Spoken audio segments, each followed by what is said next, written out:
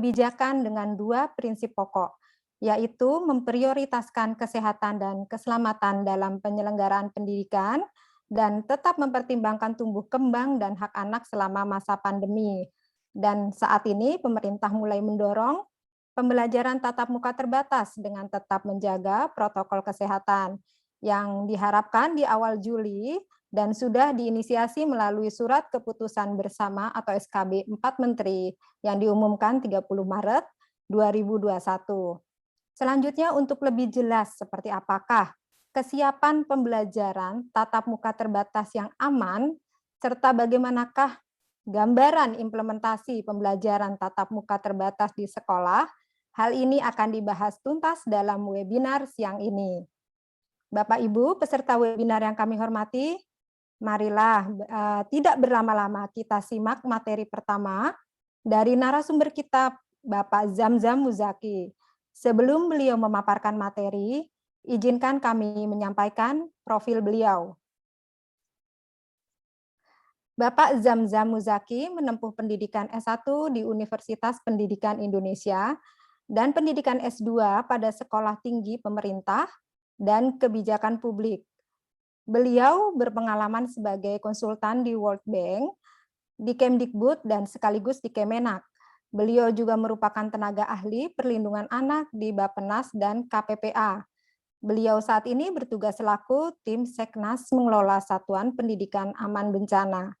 Demikian sekilas profil beliau. Selanjutnya kepada Bapak Zamzam Muzaki, kami persilahkan Bapak untuk menyampaikan materi dan waktu kurang lebih 20 menit. Silakan Pak. Iya, terima kasih Mbak Rita, Pak Direktur, mohon izin, Pak Suparman. Bismillahirrahmanirrahim. Assalamualaikum warahmatullahi wabarakatuh.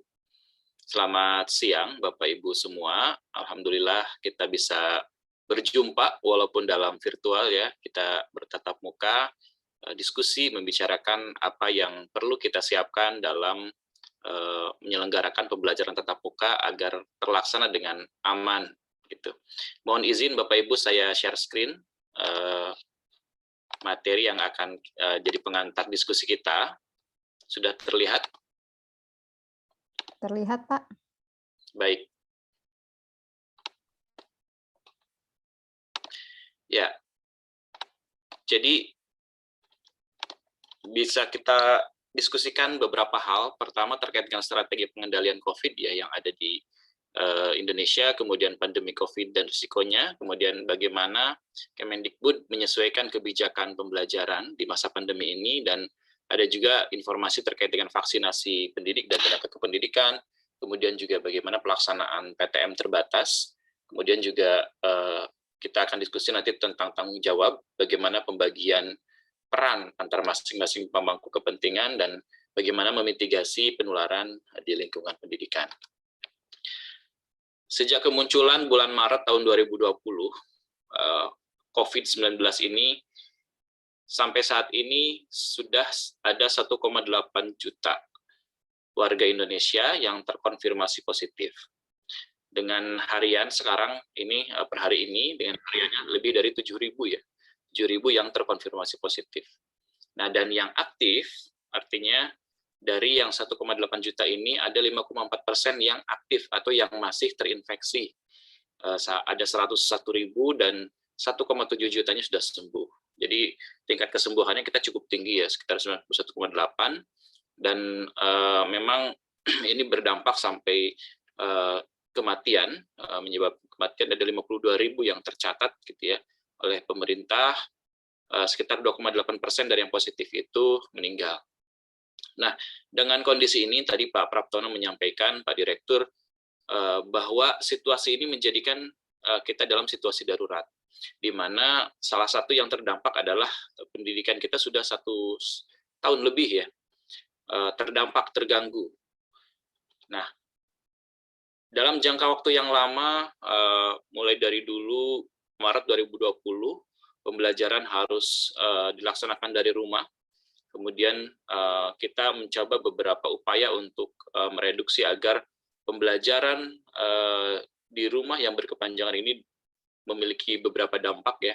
Seperti kita tahu, ada potensi putus sekolah di mana anak-anak harus bekerja, kemudian juga mungkin persepsi orang tua yang memandang bahwa sekolah ini menjadi kurang penting lagi perannya gitu dalam pendampingan pembelajaran. Kemudian juga dalam jangka waktu lama anak-anak bisa ada kesenjangan capaian belajar di mana karena berbagai kondisi yang berbeda ya, anak-anak kita ada yang bisa mengakses pembelajaran jarak jauh, ada yang tidak bisa. Kemudian juga kesempatan belajarnya berkurang, efektivitas belajarnya berkurang, banyak gangguan dan sebagainya sehingga menyebabkan learning loss. Ada kesempatan belajar yang hilang, ada capaian belajar yang berkurang. Di samping masalah kognitif, capaian belajar juga dalam waktu yang berkepanjangan bisa juga ada muncul kekerasan pada anak gitu ya. Karena mungkin perbedaan cara di rumah, mengajar di rumah, kemudian juga ada kondisi-kondisi eksternal yang berpengaruh kepada anak, termasuk beberapa daerah melaporkan adanya pernikahan dini, kemudian eksploitasi, dan lain sebagainya. Nah, kondisi-kondisi ini kami sempat survei, gitu, ada 71% peserta didik ini mengalami kendala dalam belajar dari rumah ini. Beberapa faktor yang paling tinggi kenapa kendala dalam belajar ini adalah sulit berkonsentrasi, keterbatasan jaringan internet, kurangnya motivasi, kemudian juga sulit komunikasi dengan guru, keterlibatan orang tua yang belum bisa mendampingi anak belajar, kemudian belum mampu mengoptimalkan media, dan lain sebagainya. Nah, dengan kondisi darurat, kemudian juga ada gangguan terhadap pendidikan yang nyata, bahkan bukan hanya masalah kognitif, tapi juga karakter, kemudian mental psikososial, kita mencoba mengeluarkan kebijakan, di mana prinsipnya ada dua. Kita tetap mengutamakan kesehatan dan keselamatan peserta didik gitu ya, pendidik, tenaga pendidikan, keluarga, dan masyarakat itu menjadi prioritas utama dalam penetapan kebijakan. Jadi apapun langkah yang dilakukan pemerintah itu pertama dan yang paling utama tetap harus mengacu pada prioritas keselamatan dan kesehatan ini. Yang kedua, kita juga tetap memperhatikan tumbuh kembang peserta didik gitu ya, dan kondisi psikososialnya. Nah, makanya sejak Maret 2020 kemudian sampai Juli 2020 itu kebanyakan belajar di rumah gitu. Kemudian Juli mulai dibuka tatap muka untuk zona hijau. Zona hijau Agustus ditingkatkan jadi zona kuning, dan mulai Januari kemarin kita sudah tidak lagi berdasarkan zona tapi atas izin Pemda. Nah, mulai Maret kemarin sudah ada vaksinasi, jadi ada dua kategori sekolah sekarang. Sekolah yang gurunya sudah divaksin, dan sekolah yang gurunya belum divaksin. Bagi yang sekolah gurunya sudah divaksin, itu bisa melaksanakan pembelajaran tatap muka secara terbatas. Jadi ada dua ya, layanan yang harus disediakan, tatap muka terbatas dan PJJ. Nah, bagi yang belum divaksin gurunya, boleh tatap muka terbatas dengan seizin dari Pemda. Nah, terkait dengan vaksin ini, memang sekarang fokus pada peningkatan cakupan guru dan tenaga pendidikan ya. Kita targetkan paling lambat akhir Juni, tapi karena melihat trennya yang mungkin di beberapa daerah agak lambat gitu, jadi mungkin paling lambat Juli atau Agustus Mas Menteri menyampaikan target vaksinasi bisa selesai untuk 5,6 juta guru. Nah, terkait dengan PTM terbatas ini tadi ya, ada yang sudah divaksin, ada yang belum divaksin, tapi tetap orang tua masih memiliki hak veto untuk bisa memilih gitu ya anaknya, meskipun sekolahnya sudah tatap muka terbatas, orang tua dapat memilih anaknya untuk melakukan pembelajaran jarak jauh di rumah. Jadi apakah mau memberikan anaknya ke sekolah PTM di sekolah atau PJJ, itu orang tua masih diberi kebebasan. Artinya di sini sekolah harus memberikan layanan bagi orang tua yang memilih PJJ. Nah, ini juga jadi tambahan yang harus disiapkan oleh sekolah, di mana ada blended learning gitu. Jadi pembelajaran campuran antara yang tetap muka di sekolah dengan yang belajar di rumah. Nah, setelah pendidik divaksin, kemudian pembelajaran tatap muka dilaksanakan, tetap sekolah wajib ya menyiapkan daftar periksa. Kemudian ada kombinasi antara PJJ dan tetap dikombinasikan dengan PJJ. Jadi kemudian orang tua tetap diberi hak veto untuk memutuskan, dan Pemda ini wajib memberikan pengawasan terhadap pelaksanaannya. Jadi kalau ada temuan kasus di sekolah ataupun ada hal yang membahayakan, Pemda dapat memberhentikan sementara PTM tersebut. Gitu. Atau misalkan ada kebijakan yang dikeluarkan oleh pemerintah pusat, misalkan pembatasan kegiatan masyarakat, gitu ya, PPKM, itu diberlakukan, ataupun PPKM mikro di tingkat kelurahan, di tingkat kampung, di tingkat desa, itu dilaksanakan. Artinya kalau PPKM mikro itu diterapkan, satuan pendidikan termasuk di wilayah itu yang harus ditutup, atau akhirnya aktivitas di sekolah itu harus ditiadakan, sehingga pembelajaran kembali harus dilaksanakan di rumah atau pembelajaran jarak jauh. Nah, ketentuan-ketentuan ini harus dipenuhi oleh sekolah dan Pemda dalam pelaksanaan pembelajaran tatap muka terbatas. Nah, dalam hal pembelajaran tatap muka terbatas dilaksanakan, kita mendorong penerapan protokol kesehatan. Dan kunci dari keamanan kita dalam melaksanakan PTM adalah kedisiplinan kita dalam menerapkan protokol kesehatan. Nah, di sini juga bagi peran ya, misalnya kepala sekolah itu secara konsisten mengedukasi, kemudian memfasilitasi sekolahnya agar bisa melaksanakan prokes dengan continue atau konsisten gitu ya. Kemudian juga memastikan seluruh pembelajaran tatap muka dilaksanakan seketat mungkin sesuai aturan, pengaturan kelas dan lain sebagainya. Kemudian juga penanganan kasus kalau ada kasus dilakukan penanganan, koordinasi dengan fasilitas kesehatan, koordinasi dengan puskesmas, koordinasi dengan satgas setempat untuk menangani mulai dari penelusuran kontak erat, pemeriksaan, gitu ya, testing sampai tindakan apakah itu diisolasi ataupun dikarantina dan sebagainya. Kemudian pemerintah daerah di sini dalam hal ini mungkin dinas pendidikan, dinas kesehatan, satgas setempat harus bisa memastikan bahwa daftar periksa di satuan pendidikan itu sudah dipenuhi dulu, gitu, mulai dari kesehatannya, ke sarana prasarana kebersihannya, kemudian juga kemampuan sekolah dalam memetakan siapa warga sekolah yang boleh dan tidak boleh ke sekolah. Nah, ini yang penting karena hasil survei kita, data yang dari 291.000 sekolah yang mengisi data kita, itu hanya 49% sekolah yang sudah melakukan pemetaan. Artinya sudah tahu siapa guru yang punya komorbid, siapa siswa yang punya komorbid, kemudian siapa yang tidak bisa ke sekolah dengan transportasi yang aman, siapa yang kontak erat, siapa yang baru bepergian dari luar daerah atau melakukan perjalanan. Nah, ini penting dilakukan oleh sekolah karena titik kritisnya penyebaran kan disebarkan oleh orang ya. Jadi pergerakan orang itu meningkatkan risiko. Nah, kita membuka sekolah, membuka pergerakan orang, makanya kita harus mengatur. Salah satunya selain prokes 3M ya, pakai masker, cuci tangan, jaga jarak, juga bagaimana pengaturan tata ruang, tata letak. Jadi mulai dari anak disiapkan dari rumah, di perjalanan, masuk gerbang sekolah, di ruang kelas, pulang dari sekolah, itu harus dipastikan gitu pemenuhan daftar periksanya agar prokesnya bisa dilaksanakan. Nah, ini juga mungkin Dinas Pendidikan perlu koordinasi dengan Dinas Perhubungan bagi sekolah-sekolah, misalkan kebanyakan orang tua mengantar sendiri, atau misalkan disiapkan kendaraan khusus, atau misalkan memastikan kendaraan umum di daerahnya itu sudah menjalankan prokes. Nah, ini perlu advokasi bareng-bareng ya, sama-sama antara pemangku kepentingan, pendidikan, perhubungan, kemudian dinas kesehatan, Kementerian Agama, sama Bapak Ibu di sekolah, aparat setempat gitu. Nah, dalam hal nanti temuan misalkan ketika sudah PTM ada temuan kasus positif, dan ini juga penting untuk segera tata laksananya dilaksanakan. Pertama, ditelusuri siapa saja yang menjadi kontak erat dengan yang positif. Apakah yang positif itu sudah pernah ke sekolah dalam seminggu terakhir sebelum ditemukan gejala atau dinyatakan positif. Kalau ada, siapa saja didaftar, disampaikan daftarnya ke puskesmas untuk dilakukan tes terhadap kontak erat tersebut. Orang yang kontak erat tersebut tidak boleh ke sekolah. Sekolah masih bisa beroperasi, bisa.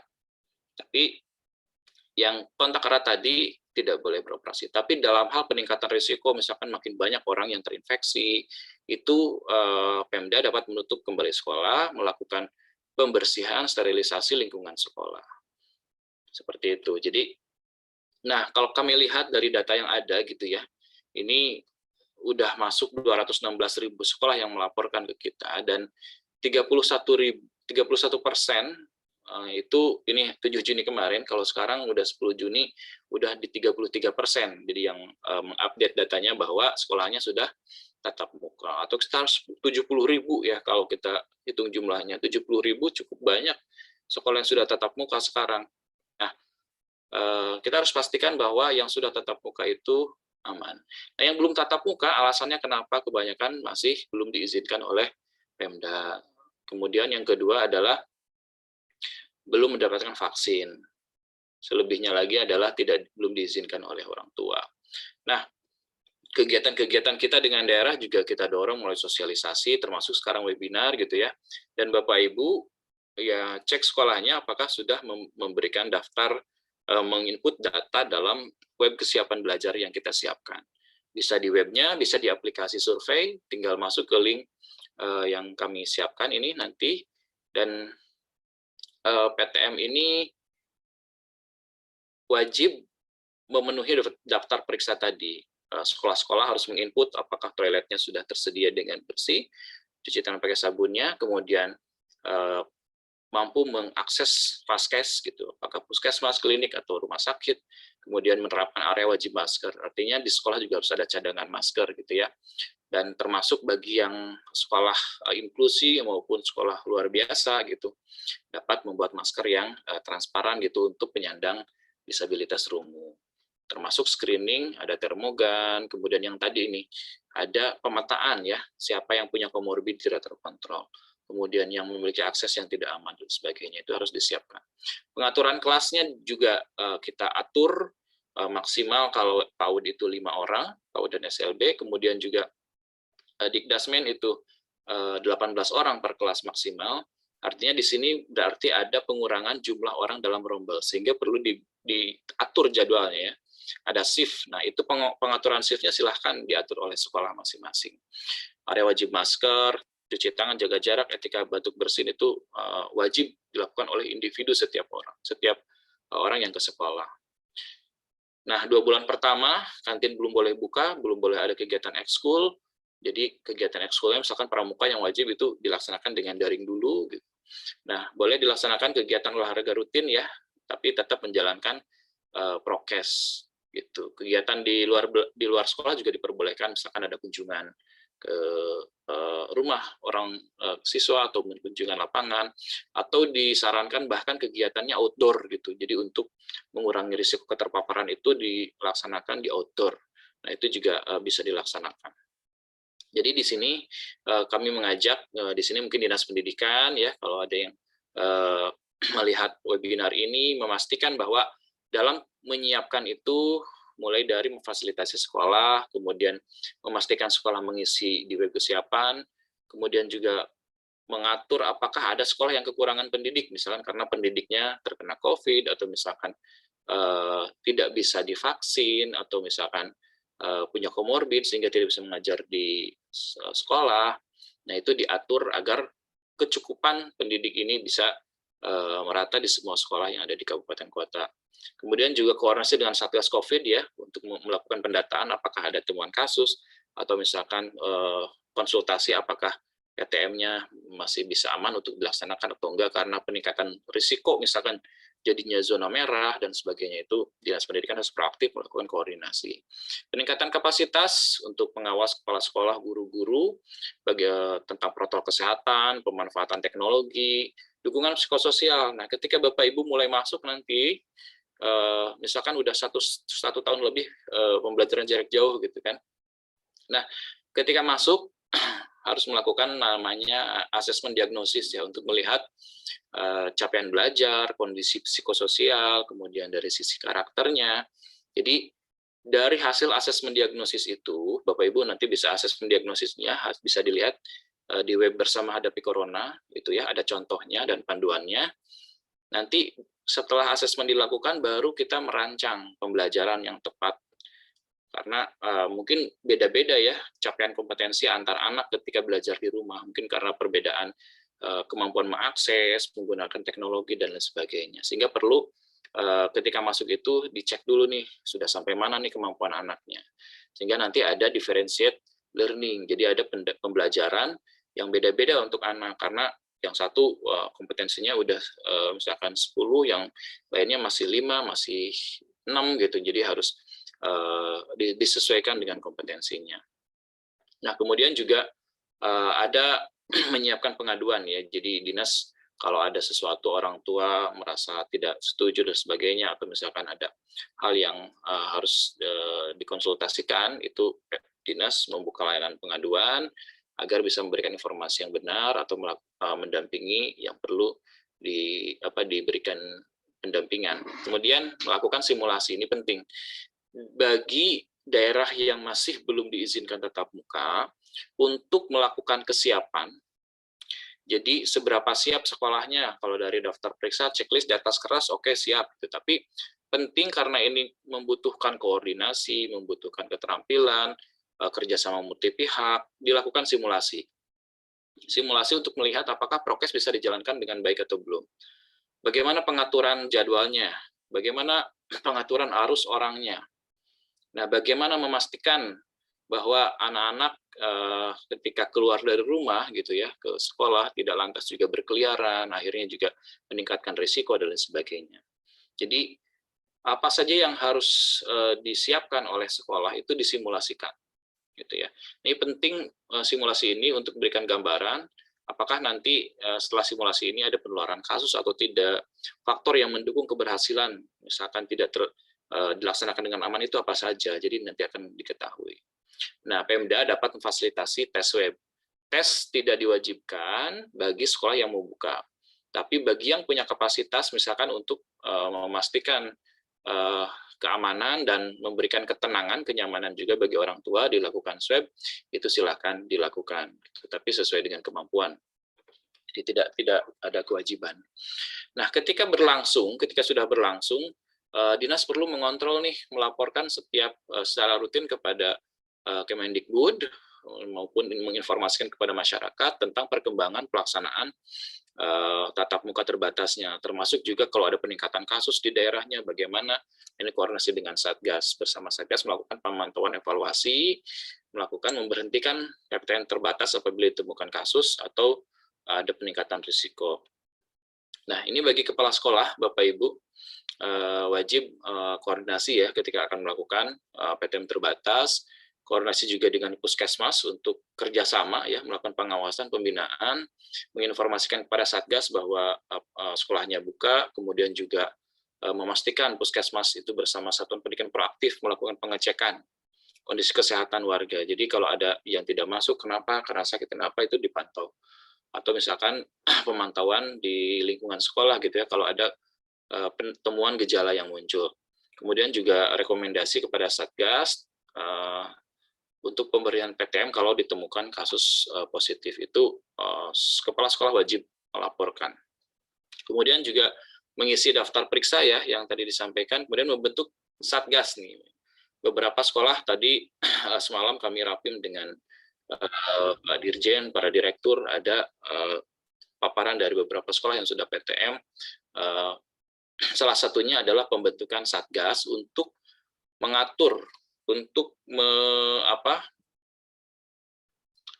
membagi peran siapa saja yang nanti mengatur pembelajaran, mengatur tata ruangnya, mengawasi pelaksanaan prokesnya, penyediaan sarprasnya, pengawasan terhadap kesehatan, pelatihan kepada warga satuan pendidikan ya, ke guru, pelatihan juga ke misalkan pembersih yang melakukan pembersihan di sekolah, tentang misalkan kegiatan pembersihan di lingkungan sekolah dan sebagainya.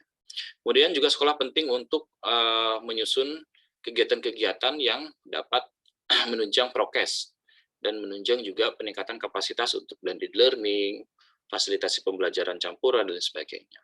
Kemudian juga kalau ada temuan kasus, satu lapor dulu ke dinas dan Satgas.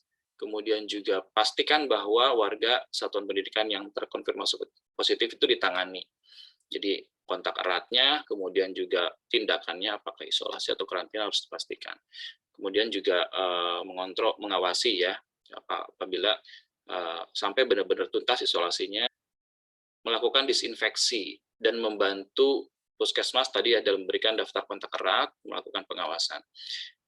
Nah, agar itu tidak terjadi, di beberapa uji coba yang dilakukan, ada beberapa titik kritis nih yang perlu disiapkan, mulai dari rumah, harus disiapkan anak-anaknya sebelum pergi ke sekolah sarapan dulu, pastikan sehat dari sisi suhu gitu ya, di bawah 37,3, kemudian juga tidak memiliki gejala-gejala yang COVID, menggunakan masker medis ya, kalau bisa sekarang masker medis saja. Bahkan CDC kemarin merilis double antara masker medis dan masker kain, itu lebih efektif gitu mencegah penyebaran COVID. Kemudian juga membekali dengan hand sanitizer, membekali makanan, gitu. Kemudian juga peralatan makan dan peralatan pribadi lainnya, peralatan ibadah, sejadah dan sebagainya perlu juga dibawa masing-masing. Nah, sejak keberangkatan dari rumah pun ke sekolah di perjalanan itu tetap 3M gitu ya, tidak menyentuh bagian-bagian muka karena anak-anak mungkin menyentuh benda apa segala macam, diusahakan tidak menyentuh bagian muka, kemudian membersihkan tangan secara rutin, ketika batuk bersihnya juga dilaksanakan. Nah, ketika masuk gerbang nanti ada pengecekan, screening, jaga jarak, kemudian masuk ke sekolah, di tes suhunya, cuci tangan pakai sabun, kemudian juga dicek gitu apakah ada gejala atau tidak. Selama KBM juga harus dipastikan tetap pakai masker, kemudian juga ada pengawasan dari Satgas COVID sekolahnya ya, apakah ada gejala atau tidak, kemudian juga mengawasi supaya tidak berkerumun, apalagi anak-anak baru ketemu, saling rangkul dan sebagainya itu juga yang penting memberikan pemahaman, gitu. Pemahaman kenapa kita harus jaga jarak, kenapa kita harus sama anak itu sama teman-teman yang lain mengganti salam, mengganti rangkulan dengan misalkan namaste gitu atau misalkan salim dari jauh dan sebagainya. Itu diberikan pengertian-pengertian kenapa kita harus jaga jarak, kenapa pakai masker dan sebagainya. Nah, begitu juga pulang dari satuan pendidikan sampai di rumah itu penting untuk tetap menjaga prokes. Nah, ini kan rata-rata durasi bervariasi ya, ada yang PAUD mungkin 1 jam cukup di sekolah, termasuk yang tingkat rendah, SD kelas rendah sampai kelas 3 itu cukup 1-2 jam gitu. Kemudian kelas 4, SMP bisa 2-3 jam, SMA 3 jam di sekolah, dipastikan dalam fase dalam masa tersebut seluruhnya bisa diawasi, dikontrol, dikendalikan agar aman dalam melakukan prokes gitu ya. Nah, sekali lagi ditekankan bahwa kuncinya adalah kedisiplinan dalam menerapkan prokes dan gotong royong saling bagi tugas agar semua bisa terlaksana dengan lancar. Nah, kalau hal ini teknis-teknis ya, teknik-teknik bagaimana cara cuci tangan pakai sabun, penggunaan masker, cara mencuci masker kain, kenapa harus jaga jarak, dan implementasi ya atau penerapan 3M ini dalam beberapa kegiatan di dalam kelas dan sebagainya juga penting dipelajari, termasuk bagaimana cara mengatur jadwal shift gitu ya antara yang masuk ke sekolah dengan yang di rumah, bagaimana pengaturannya dan sebagainya. Itu silakan ditingkatkan, dikuasai oleh guru-guru. Nanti juga ada mungkin dari Pak Suparan bisa menambahkan, termasuk penting ini ventilasi durasi jarak. Jadi di dalam ruangan dengan di luar ruangan itu lebih berisiko di dalam ruangan. Makanya sirkulasi udara ini menjadi penting ketika di sekolah, jendela semua dibuka, durasinya juga jangan lebih dari 1 jam terus aja di dalam kelas, 2 jam di dalam kelas terus gitu ya. Sebentar keluar masuk. Ini untuk mengurangi risiko. Kemudian juga di kantin, kalau yang sudah buka gitu ya, lebih dari 2 bulan, silahkan diatur bagaimana pengaturan, misalkan jaga jaraknya, tempat duduknya, kemudian sajiannya, kemudian disediakan hand sanitizer, kemudian ada sarung tangan dan sebagainya, itu diatur, silakan sekolah penuhi, termasuk optimalisasi UKS. Jadi tim UKS dimaksimalkan untuk pengawasan, pendampingan, dan tindak lanjut kalau ada temuan kasus, termasuk pembiasaan PHBS ya di lingkungan sekolah. Materi-materi silakan Bapak Ibu, termasuk terakhir kita panduan pembelajaran untuk Paudikdasmen sudah di launching, silahkan ke webnya bersama hadapicorona.kemdikbud.go.id. Di situ juga tersedia banyak media yang bisa digunakan agar pelaksanaan pembelajaran tatap muka ini bisa berjalan dengan aman. Gitu. Jadi di satu sisi anak-anak bisa lebih efektif belajar, bisa lebih pendampingan pembelajarannya terperhatikan gitu, hasil belajar bisa meningkat, di sisi lain tetap melaksanakannya dengan aman, anak-anak tidak terjangkit, keluarganya juga, guru-gurunya juga aman, sehat. Itu saja mungkin pengantar diskusi saya. Terima kasih. Saya kembalikan ke moderator. Assalamualaikum warahmatullahi wabarakatuh. Waalaikumsalam warahmatullahi wabarakatuh.